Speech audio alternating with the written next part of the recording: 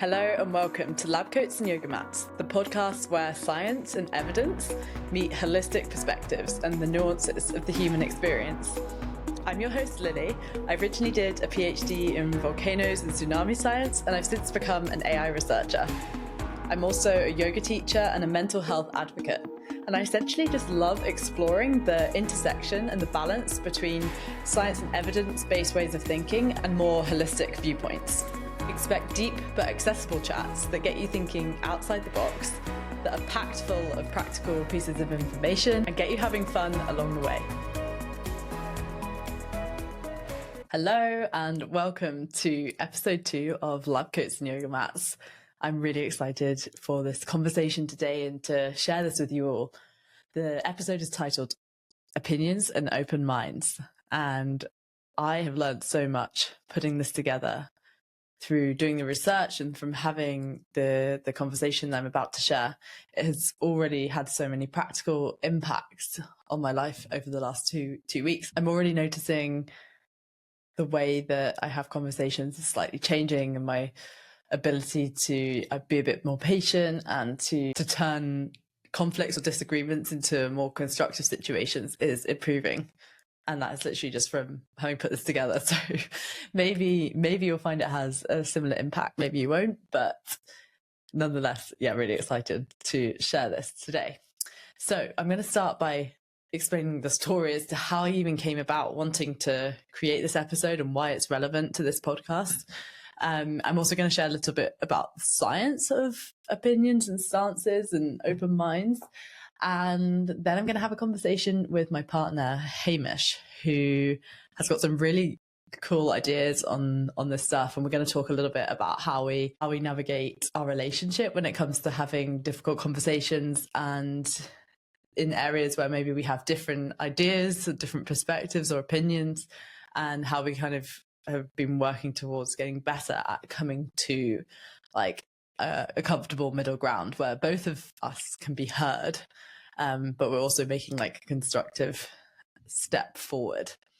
So in terms of actually what inspired me for this episode, it all started actually when I was listening to a podcast myself, and this podcast was exploring, this particular episode was exploring the question of whether alcohol is good or bad for you according to the science. There's a lot of research out there, and there's actually like a lot of mixed opinions on the topic. And obviously it depends on what you're talking about. It depends if you're talking about drinking like lots of alcohol versus a smaller amount of alcohol, and also what health outcomes you're talking about. But here what they were looking at was primarily heart disease and cancer, and whether drinking like a few drinks per week was likely to lead to bad or good health outcomes. And essentially at the beginning of the episode, the summary was there'd been a bunch of research, and interestingly, that research had shown that alcohol, drinking a few drinks per week, so like just a moderate amount, was actually likely to reduce your risk of heart problems later in life. And on the other hand, there had also been a bunch of research out there that had shown that drinking a few drinks per week was likely to increase your risk of certain types of cancers. And so this is roughly like what the research was saying and what they were sharing on this episode. And what was interesting was how I immediately felt like the theory on cancer and the fact that alcohol might increase your risk of cancer, I immediately felt like that must be true. So it aligned with my prior beliefs and assumptions around alcohol, whereas this idea that alcohol might actually be good for you in any way completely went against what I believed to be true. And so I was immediately like questioning that, right? So I immediately jumped to these two conclusions: that one must be true because it aligns with my beliefs, and that other idea must not be true because that doesn't align with what I already know. And so in this situation, what was interesting on reflection is that my brain was basically taking the path of least resistance, right? And this can be known as a heuristic, a mental shortcut, a cognitive shortcut, but it's essentially the idea that we have these mental models of the world in our heads, which tell us, the relationship between things, and whether certain things are good or bad or dangerous, they're safe, they're comfortable, they're uncomfortable. We form these essentially simplifications, these ideas in our minds as to what things mean. And this literally serves a real evolutionary purpose. It enables us to make quick decisions. It enables us to not waste loads of energy overthinking every single thing that we see or interpret. If we questioned absolutely everything we saw and really went into the complexities of it all, then life would be really complicated and overwhelming. So it's energy conserving to make these simplifications and to have biases so that we can draw assumptions and simplify our understanding of what we're interpreting. And so we're literally doing this all the time. Our brains are always receiving information and essentially making sense of what that means for us. This, like I said, this can be really positive. It's very much energy conserving. It enables us to make decisions. But on the other hand, it can, particularly in today's world, be a negative thing as well. And so particularly on social media, we're in such echo chambers these days where we're consuming all the same kinds of content, and it's just reaffirming our existing mental model of the world. Likewise with news articles and how we interpret the media and how we interpret stats that we see and what people say. Our brains love to grasp, to cling on to what feels familiar, what feels comfortable, what aligns with what we already know. So this is just creates a feedback effect, essentially, where we just constantly reinforce our existing beliefs.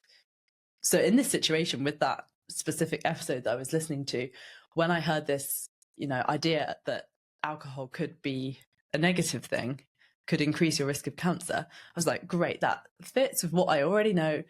I'm just going to take that on board, and that's probably just going to add to my existing beliefs around alcohol and its health consequences, right? Whereas the piece that felt fuzzy and wasn't familiar to me, which was that it could potentially also be good for you, was immediately questionable in my mind. I was like, that is not familiar. That's not something that I've heard before. And I mean, it did get me interested, but ultimately I was much less likely to take that on board.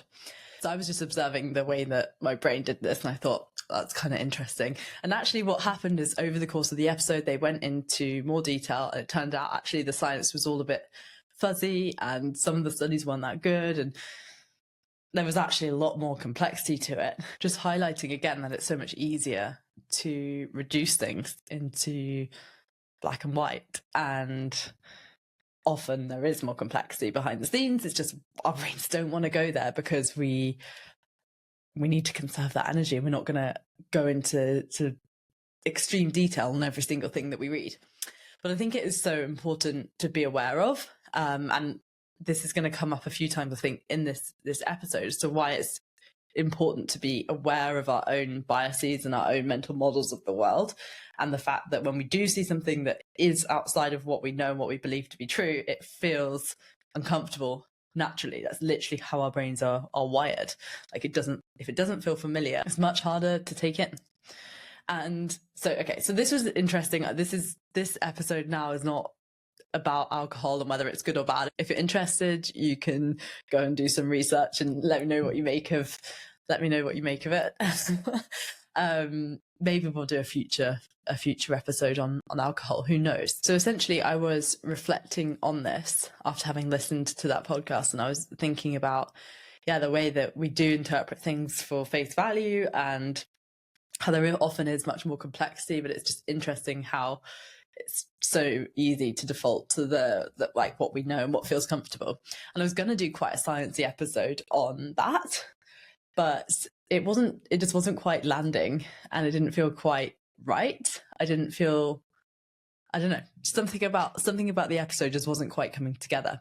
And then I ended up in this conversation with a friend, and essentially the context is that I have had a really bad relationship with different types of contraception. My body does not agree with lots of the options out there. And so I've ended up, after a very long journey of trying all sorts of different things and having all sorts of problems, have ended up using a digital contraceptive, which uses the temperature tracking algorithm and the fact that women's basal body temperatures vary throughout their cycle, and it can be used to identify when your ovulation is, and therefore when you're fertile and when you're not fertile. And this is actually worked really well for me. It definitely doesn't work well for everybody. I think particularly for me, because I'm like super interested in data, and I love tracking my temperatures and understanding what that means for my body. I also have quite a regular routine, and so my temperatures are normally quite consistent and the pattern's quite consistent, so it works well for me. But this has become my preferred choice, and I find it very, very interesting. I love talking about my graphs and showing people like what, because a lot of people don't really know much at all about what's happening to a woman's body throughout the menstrual cycle. And so I love, like, I guess, educating people on this and showing people my graphs. And yeah, it just gets me excited. And so this is what was happening with this specific friend. And I was showing her my graphs, and I was like, look, and you can see my temperature's going up, and this is what it means. But she's had a really great relationship with the pill, and it's always really worked for her. And she definitely has, like, in her belief, like, from her perspective, this temperature tracking method that I'm using is maybe not necessarily very safe, like from what she's heard about it. There's a lot of press and conversation out there around this type of method and how it's unreliable, etc. So she has this idea, and she's also very pro the pill because it works for her. And so what started as just a conversation with me showing her my temperatures actually became a little bit of a heated, I wouldn't necessarily say debate, but we were definitely almost trying to defend our point of views. Like, I was trying to defend the validity of this type of digital contraceptive, and she was trying to defend like the pill, and it essentially just ended up getting a little bit heated. So I was pretty emotional that day. I was definitely feeling like quite hormonal and sensitive. So in hindsight, probably wasn't the best time to be having that conversation. But anyways, and I should also say that I've checked with my friend if she's happy for me to mention this on this podcast, and she's totally fine with it. We're fine, it's fine.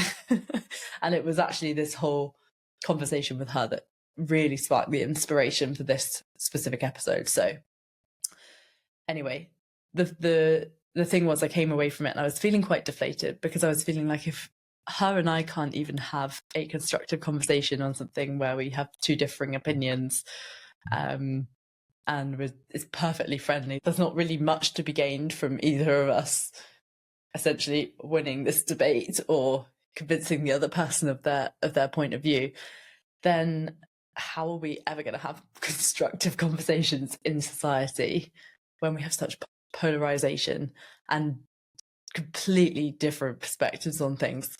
So I started feeling a bit deflated, and I was, again, probably overthinking and a bit hormonal, but still, like, it is something that I am very aware of. Like, we just have so much polarization in society, and like, we really do have to get better at hearing each other's opinions and perspectives, and like drawing value from those, and finding some form of middle ground where we could actually make constructive steps forward. So I was just offloading essentially all of this to Hamish, and this is essentially where the whole inspiration for a conversation with him came about for today's episode. Originally, it was never my plan to have Hamish on this episode and to be talking about this with him. I think we were always probably going to do an episode together at one point, but this definitely wasn't the plan originally. But the conversation we had was just so uplifting and so inspiring, and he had some really interesting points on this area. And also, we started speaking about it then in relation to our relationship, and thinking about how do we get better at like navigating disagreements where we both have differing opinions or perspectives on something. Like, how can we come to a middle ground? And so that is basically the conversation that we're going to have with you today. We thought, why not have this and film it? Because I think it could be it could be inspiring for some of you, and it definitely was really healing for me, and I think that probably will be again. So I guess with that, it is time to launch into our conversation. Welcome, Hamish. I'm wondering if you could just kick things off by introducing yourself. And I mean, I've already given context as to why you're on this specific episode, but anything else that you want to add, go for it.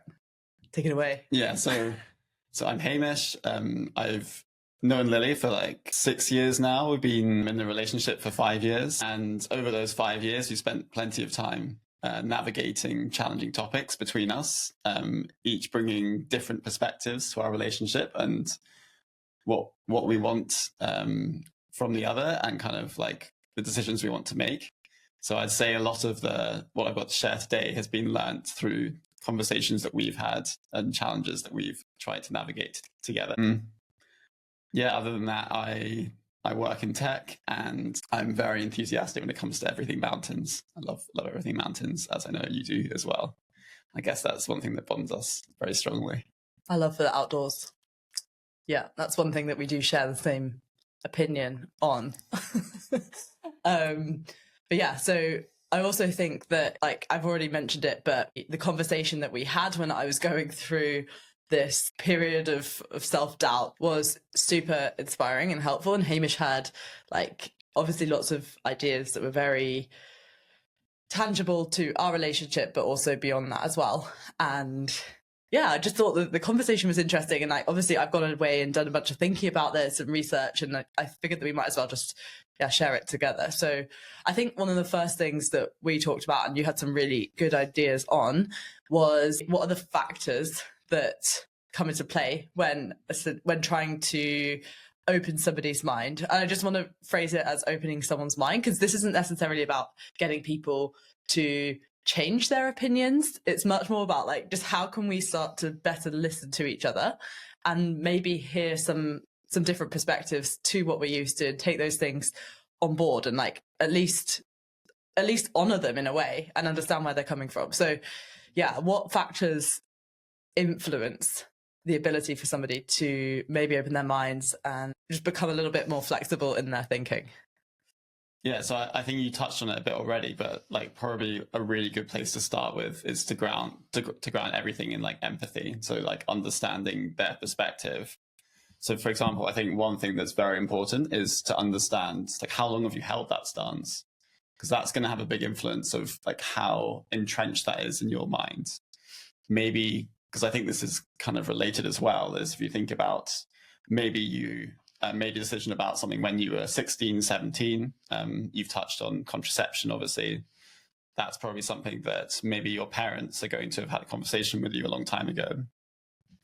And maybe they've planted some influence on you with what they think's right. And that'll obviously be influenced by the context that they have. There will have been some context that you've had.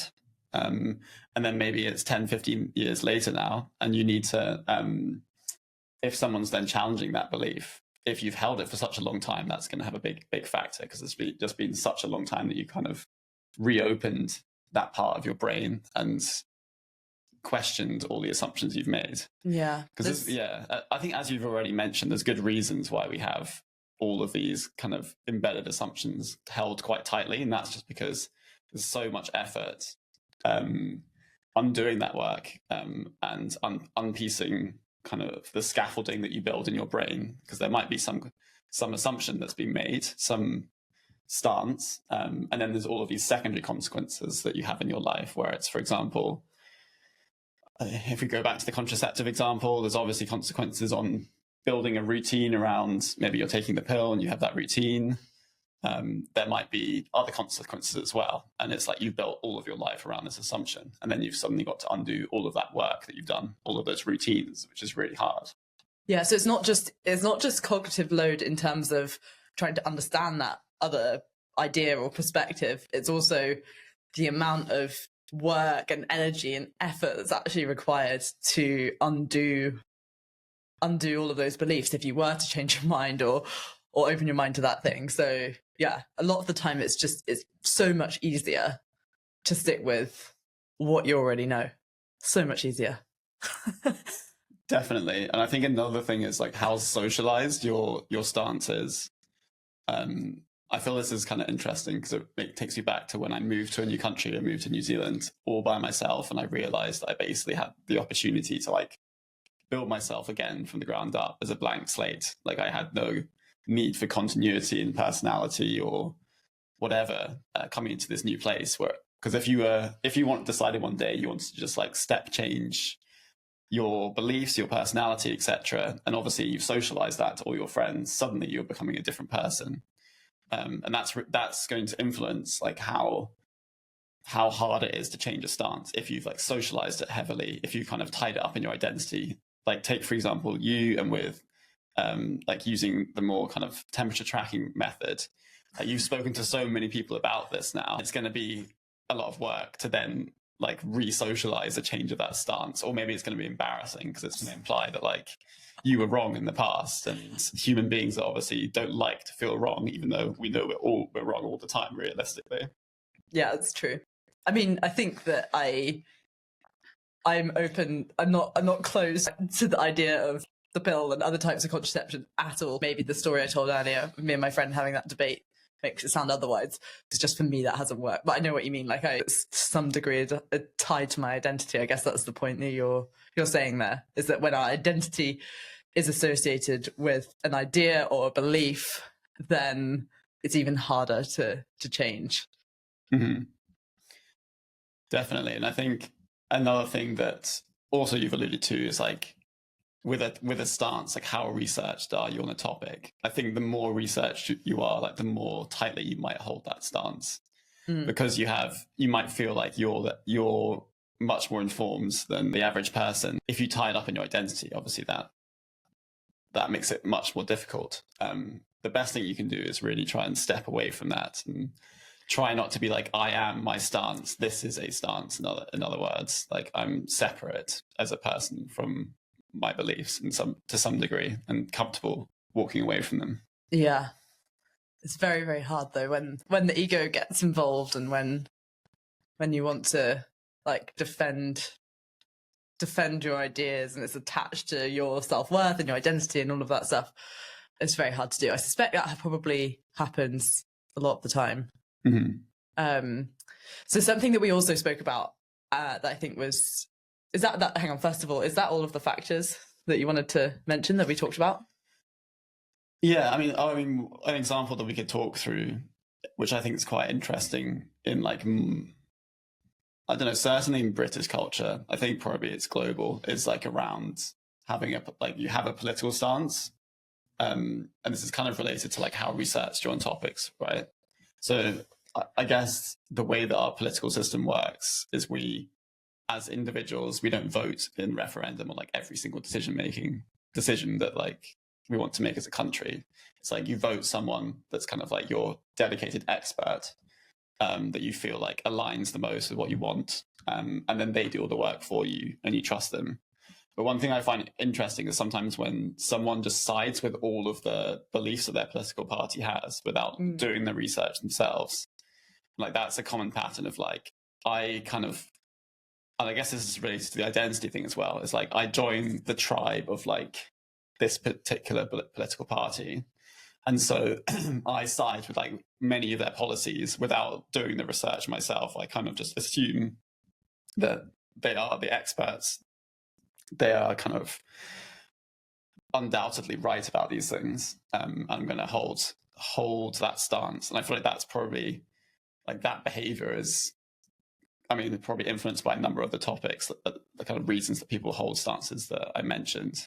But I think probably a big one is also just like your identity, and that fundamentally you feel like I am the identity of this political party. I have to align with all these stances that they take. Yeah. And it becomes much more about identity than it does about like, let's actually get to the bottom of like what I believe like so true aligns the most with my values. Like maybe you don't agree with all the policies of one party and you agree with some of another party. And like partisan politics is kind of all built around this very strong identity around a group of beliefs and policies. Yeah. I feel like it also comes back to what I was saying at the beginning of this episode, with regards to shortcuts and like taking the path of least resistance, right, to save mental energy and to be able to make decisions. Like we have to, at some point, like essentially just make a simplification in our minds. So that's, I guess, what's happening a very large scale when it comes to politics, is that we have to essentially just go with something, and the majority of people are not going to go into like all of the detail and try and understand every single little nitty gritty piece of information, how it relates to the whole picture when it comes to like political views.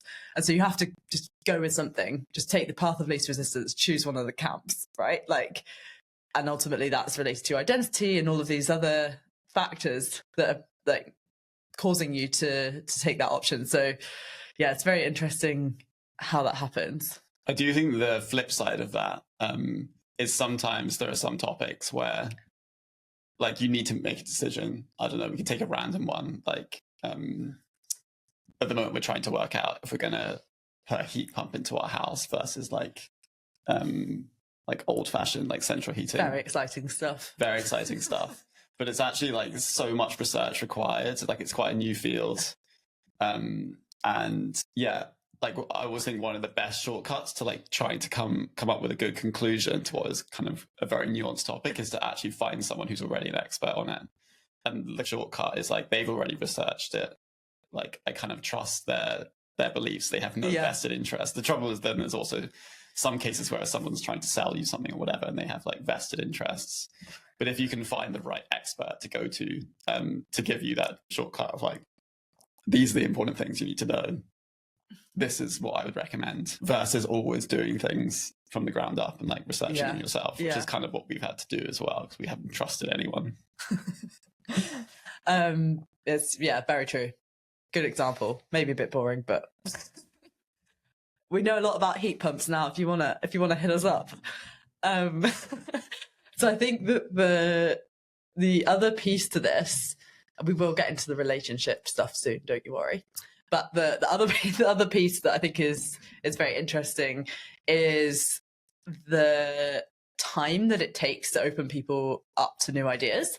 And I think this is something that in that conversation I was talking about with my friend, like in that moment, it was almost like when you're having a debate or an argument or whatever it is, you are almost trying to convince that other person in the moment, there and then, to change their mind. Like I notice this happening all the time. Like, you know, when we have disagreements, when I have disagreements with my family, whatever it is, like often you're trying to almost win in that moment and get that other person to essentially understand where you're coming from and potentially even change their mind on how they're approaching that topic. So definitely, yeah, changing stance or opening your mind to a new idea definitely takes time. Like it is, like I've mentioned earlier, also the brain holds on to what's familiar to it, and it's much harder to take on board something new. So it really does take time. Just wondering if you have any more thoughts on that one, because I know that we spoke about it, and yeah, it's also, I guess, relevant to what we're saying about society and like these broader issues, and when there's lots of polarization. Yeah, but I think it's almost thinking about in reverse, because we talked about a bunch of factors that influence how hard it is to change a stance. And a lot of those take time. I think that in the moment when you're like having a head-on-head debate with someone, they're going to become very like protective of themselves, protective of their identity, etc. And I feel like a top tip is almost to try and make someone change the stance themselves and just give them the information to do so. It's almost like you want to seed those new ideas in them, give them the information slowly over time, like soften them up, maybe like broaden the options that they have in their mind to the point where they've kind of melted away that identity part of it. And then you'll probably be able to have a much more constructive conversation where they've had time to like let down their guard and feel more open to having a balanced conversation about this. And I was going to mention, like in my experience at work, that's been something that I've held on to quite a lot. Particularly like I'm quite early in my career, and often I don't get super powerful opportunities to like make big decisions. And so like as someone that's reasonably junior, it's like you have to seed ideas. And even if it feels like you're not moving the needle on decisions, just putting those ideas out there and socializing them amongst your peers, like eventually, like the voice becomes louder and louder, and change does happen, but it kind of happens from the grassroots. It takes time. Yeah. And it, like, opinions change, like the world is constantly changing around us, and you've just got to put things out there. So sometimes if it seems like all hope is lost with whatever controversial topic you have, and everything that you feel like you're doing to like challenge that topic is going nowhere, I think sometimes it takes time to see there's a long period between putting ideas out there and seeing the positive consequences of them being adopted by people, be it heat pumps or whatever. Like there's an adoption curve with anything. Like I don't know if you've ever seen the product adoption curve, but there's kind of like a slow growth at the beginning, which is called the early adopters, and then suddenly there's like a huge explosion of like mass adoption. And it's basically like, I guess it's a bit like the 80-20 principle, where it takes 80% of the time to get the first 20%. But then once you got the first 20%, you kind of validated everything, and suddenly it will just explode in terms of you've done all the groundwork. Now it's just a question of everyone's going to convince everyone. You get those network effects, etc. Yeah, so with change, like it definitely, I think it's one of the main points, and actually something that from our conversation, from everything you were saying, really gave me this new piece of hope. Because I mentioned earlier that I was feeling a bit like down about like the future of the world if we can't have these sensible, constructive discussions. But I think remembering that change takes time, and I always like come back to this in some way or another. It's just such an important thing to remember. I think seeding ideas is not something we should underestimate the value of. And I think sometimes in this world, it can feel so overwhelming when it's like, there's so much that needs to change. There's so much that's like messed up about our society and our values and things like this. And sometimes it's easier to just kind of despair about that. But I think we should never underestimate the value in just seeding ideas, even if it doesn't feel like a big thing. It has a ripple effect. So that was something that just gave me a lot more hope, I guess. Mm-hmm. Trust the process. Trust the process. What was the example you gave of Ruth Bader Ginsburg, right? Yeah. I don't know that much about Ruth Bader Ginsburg, but I believe that she was the first woman in the US to be elected to the Supreme Court. Brief interlude for any of the fact checkers amongst us. We retrospectively looked at this and found out that she was in fact the second woman to be elected onto the Supreme Court. Anyway, the point still stands. And there's a really interesting documentary movie about her.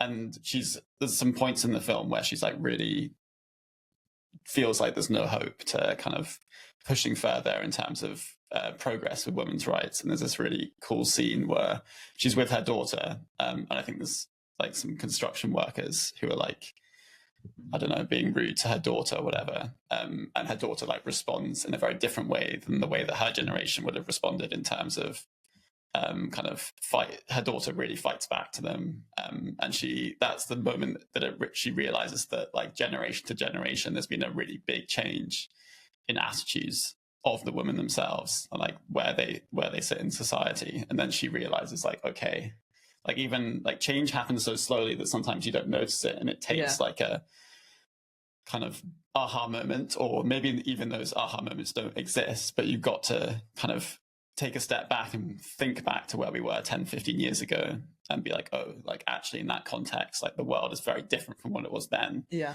people are very open to new ideas. I just think when things are changing in real time and you're experiencing them, sometimes you don't notice them changing. Mm-hmm. But basically that reaffirms Ruth's belief that like it's time to kind of go push forward with her vision. It was a very good scene. I do remember. But yeah, I think it's a good example of like the broader implications of this kind of thing, and how, things it just takes a lot of time. There's a lot of inertia in the system. Like you mentioned earlier, there's a lot of like scaffolding that essentially has to be taken down and reconstructed in order to shape new ideas in society. So cool. Okay, but I think it's probably time to get onto our relationship. Mm-hmm. This has been something that we like have definitely had to navigate. I think probably any couple obviously is going to have disagreements, different ideas. They're coming from different perspectives, different backgrounds, and yeah, it's definitely come up for us recently. I think one of the big topics that we've been navigating as a couple recently has been around money and finances, and how we like share finances and things like that. Because, well, we've just recently moved into like a new flat, and it's just our living situation slightly changed, and so we've been trying to navigate this discussion. We've finally come to some middle ground, some consensus where we've both been able to take on board each other's different needs and perspectives, but it's definitely taken us time to get there. So I think let's just talk about that in a little bit more detail. What did you see? How did that evolve? What was the story there from your perspective? Yeah, I think that originally you could see that we had very different beliefs, and I think we kind of articulated them in very different ways, and we could see that there was like very clear differences in how we kind of saw how we should manage money, and basically it's a classic example of it took time, because I don't think we quite realized.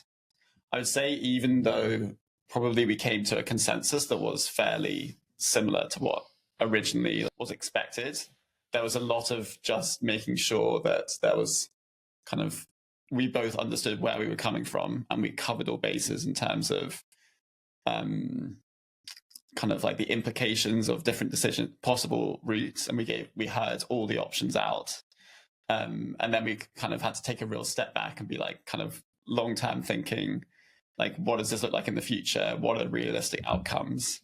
And eventually, we came around to consensus, but it took a surprisingly long time, and a lot of it was about both of us kind of seeding ideas in each other. One big takeaway is like changing opinions, changing stances. Like, it takes energy, as we talked about, and we'd often find that, say we were having an argument about it, like these would always happen like late in the evening when we were tired. And that's just not a time that you're going to have constructive conversation with someone. So a big takeaway is just like, don't even try at those times. Like, acknowledge that this is not a time to discuss a sticky topic like this, and we need to wait until we both have more energy. But the part of us that wanted to get to that decision to win the other person over, to like make their mark, wanted to solve it there and then. And I feel like that's always what happens in arguments or disagreements, is that you want to change the other person's mind, or you want to open them to your idea there and then, and it's just like, it doesn't happen like that. I don't know, I can't think of a time that we've had a argument and actually come to a sensible discussion like in the heat of the moment. Never happens. It never happens. So and I also think, obviously, there's a spectrum of like how important these things are. It's almost like the more important something is, like the more consequences it has, the longer it's probably going to take to change someone's opinion. So like with the money thing, it was like essentially probably months of conversations until we came to it. And some definite emotion involved as well. Lots of emotion. And you need to have space for that, because that takes time to like dissipate. Yeah. And I feel like we're probably veering into like communication and relationship therapy type stuff here, but I do think there are like so many parallels. So I think it might be interesting just for a moment to chat about like, how do we have those conversations? How do we try and have those conversations? Because I think there's a difference between how does it actually happen in practice versus what we are trying to achieve, and what kind of skills have we been practicing to improve how we come to some kind of constructive middle ground. Mm-hmm. Yeah, so I think it's very important, first of all, to try and remove like the emotional part, the blame part out of it, and then really try and give each person like an opportunity to express their thoughts and perspectives, and try not to like steer them while they're doing that. Just give them space to like communicate fully, and that's really helpful, because it gives you like a full perspective of like, how do they see this? And it's not you trying to shut down everything that they're trying to articulate. It's like, no, I need to understand how they see this, because this is someone I'm trying to convince here. Yeah. Or not even convince, like come to consensus with, is probably a better way of phrasing it. Yeah. Yeah. I feel like what we've been trying to do is to give the other person, time to speak, time to share like how it feels from their perspective, and something that I've come across a lot through like CBT and through other What CBT you might need to explain. Cognitive behavioral therapy. It's like a type of psychotherapy. Yeah. That's used for like depression and anxiety, right? Yeah.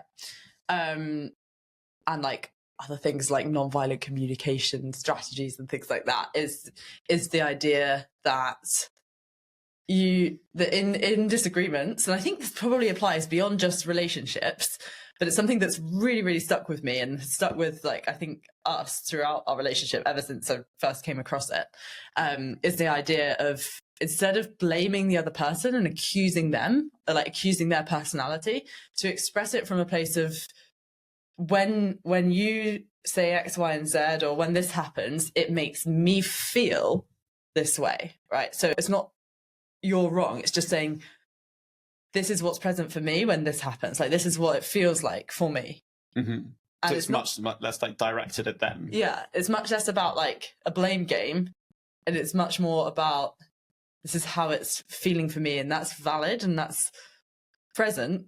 And now how can we move forward? It's like, also then when you get the opportunity to express that as well, then it becomes like us against the problem rather than like me versus you on something. And I think that's the key thing, whether it's also in work, in society. It's like, a lot of the times this doesn't need to be about like identity. This is about something like greater than us that we're both trying to work out, as opposed to like fighting between ourselves, which is how it always ends up if it starts getting into blaming territory. I should say, like, it's very, very easy to default to the blaming strategy, particularly in the heat of the moment. Like, we know we shouldn't be doing it, but we end up doing it, and then just takes going away and coming back.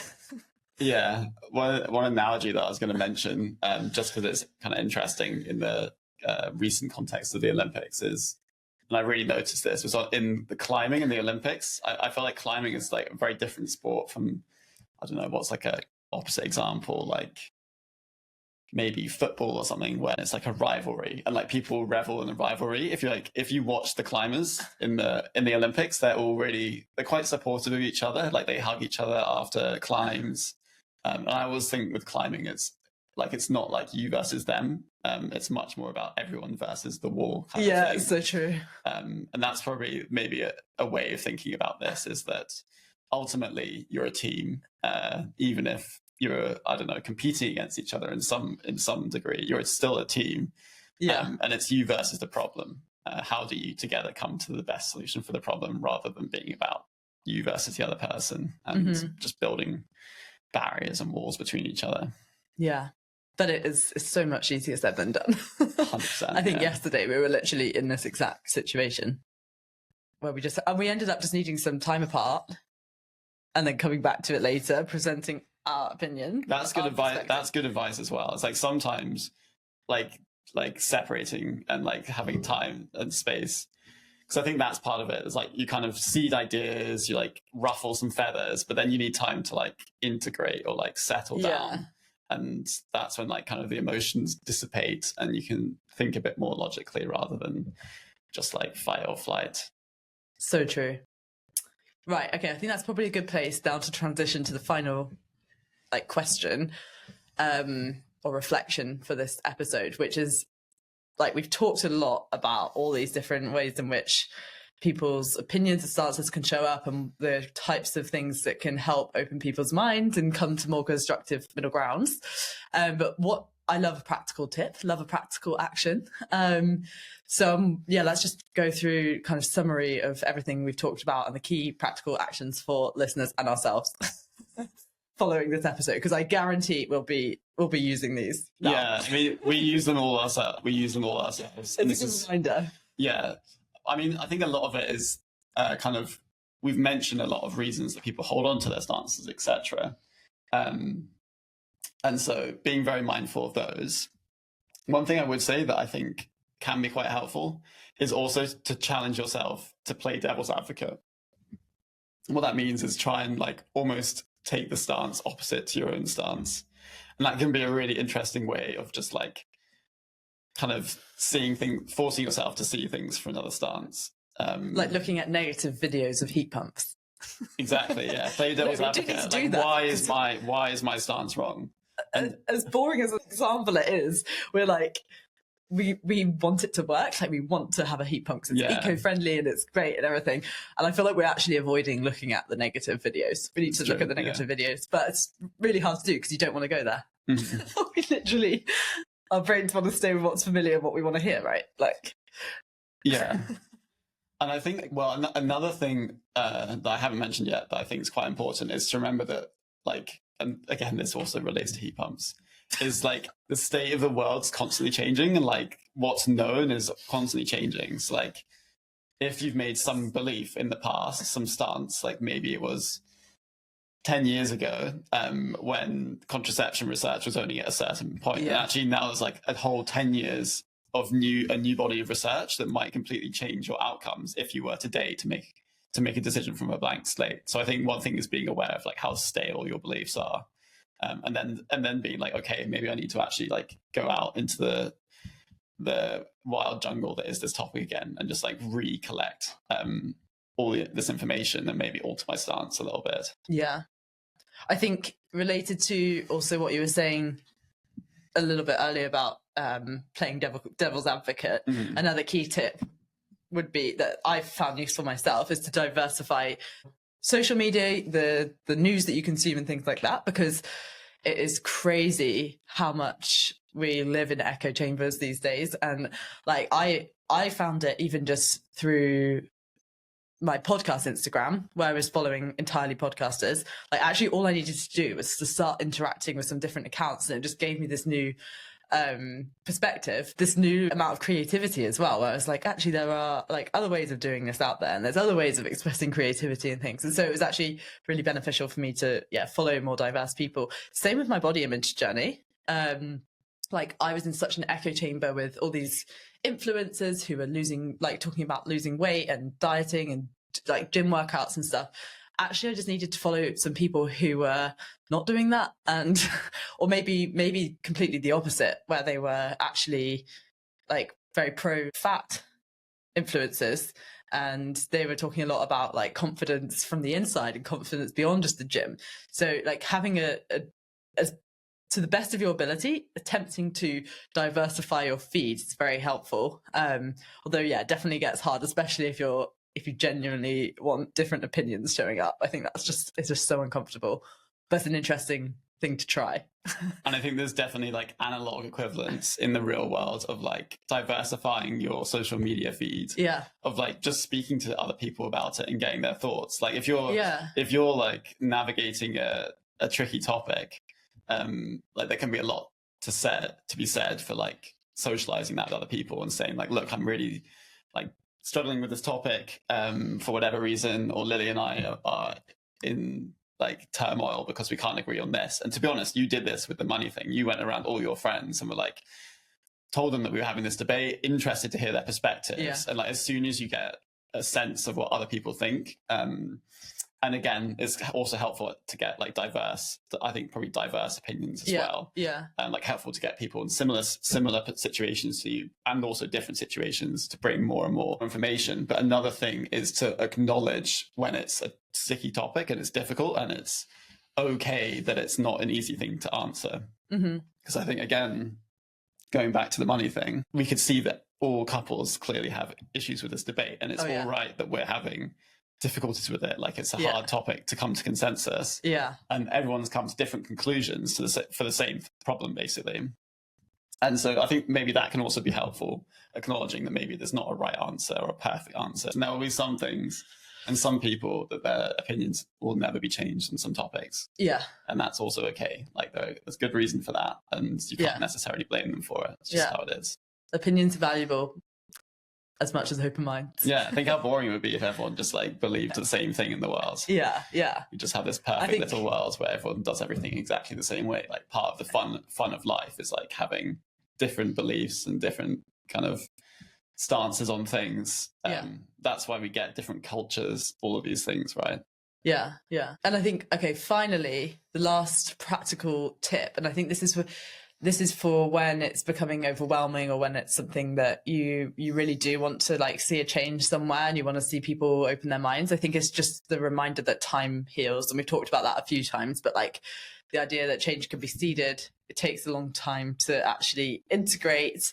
Often it's not even noticeable change, but I think that's just it's just one that has given me a lot of hope, and something that I have to remind myself, whether it's like broader society despair or whether it's in our relationship and it's something that we're navigating that day, where I just want you to come around to my idea or whatever it is. It's like, this stuff is not, it's not something you're going to change in one conversation most of the time. Yeah, I mean, if it's important and meaningful and has big consequences, you're probably not going to. So yeah, don't beat yourself up about it. Just trust in the process. Like, just the act of like seeding that idea and putting them out there is really all you can do fundamentally. Like you can't change someone's mind. Like you don't control their mind. So the best you can do is just do your best at seeding the kind of the opportunity for the mind to be changed. Yeah, and learn from them as well. Yeah. Learn from their perspective. 100%. All easier said than done, but really good reminders. And I think that's probably a good place to finish this conversation.